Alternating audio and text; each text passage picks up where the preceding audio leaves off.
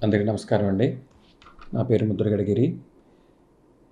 నా తండ్రి గారు శ్రీ ముద్రగడ పద్మనాభం గారు అనారోగ్య సమస్య నుంచి నెమ్మదిగా కోలుకోవడం జరుగుతుందండి. ప్రజలందరి ఆశీస్సులతో ఆయన రోజు రోజుకి డెవలప్‌మెంట్ ఉందండి ఆరోగ్య విషయంలో.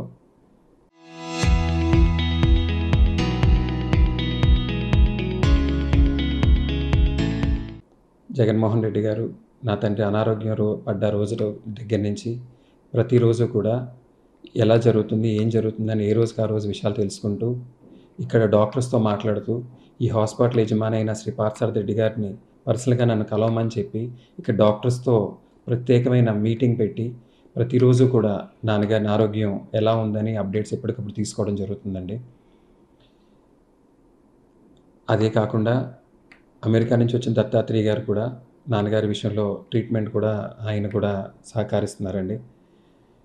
ప్రతిరోజు ఎలా ఉంది, ఏంటి అనేది పార్టీ పెద్దలు జగన్మోహన్ రెడ్డి గారు ఏ రోజుకి ఆ రోజు తెలుసుకుంటూ, మా కుటుంబానికి అండగా నిలబడుతూ చేస్తున్న ఈ ప్రత్యేకమైన సాయం మేము కానీ, మా కుటుంబ సభ్యులు కానీ ఎప్పటికీ మర్చిపోమండి. జగన్మోహన్ రెడ్డి గారికి మేము ఎప్పుడు రుణపడి ఉంటామని మనస్ఫూర్తిగా తెలియజేసుకుంటున్నానండి. అంటే నాన్నగారితో పాటు ఎంతోమంది పేషెంట్లు ఐసీయూలో ఉండడం జరిగింది. వారందరూ కూడా ఇన్ఫెక్షన్‌కి భయపడి ఎవరిని రానివ్వట్లేదండి. జగన్ గారు వస్తున్నారని తెలిసినప్పుడు స్వయంగా ఫోన్ చేసి, "సార్ నాన్నగారు కోలుకుంటున్నారు." నాన్నగారికి ఈ విషయం నేను ఐసీయూలో ఉన్నప్పుడు చెప్పినప్పుడు కూడా, "మనమే వెళ్దాం" అని ఆయన చెప్పడం జరిగింది. ఇదే విషయం జగన్మోహన్ రెడ్డి గారికి నేను పర్సనల్‌గా కన్వే చేసి, "ఈరోజు దయచేసి రావద్దు సార్.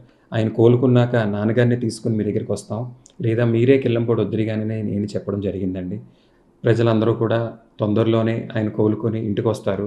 అప్పుడు మీరే స్వయంగా ఆయన చూసుకుందురు గానీ, దయచేసి ఎవరు కూడా ఇక్కడికి రావద్దని మనస్ఫూర్తిగా కోరుకుంటున్నానండి.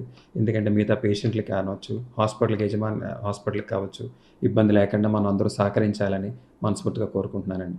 మరొకసారి వైఎస్ఆర్ పార్టీ అధినేత అయిన శ్రీ వైఎస్ జగన్మోహన్ రెడ్డి గారికి మా కుటుంబం అందరి తరఫున మనస్ఫూర్తిగా కృతజ్ఞతలు తెలియజేసుకుంటున్నానండి.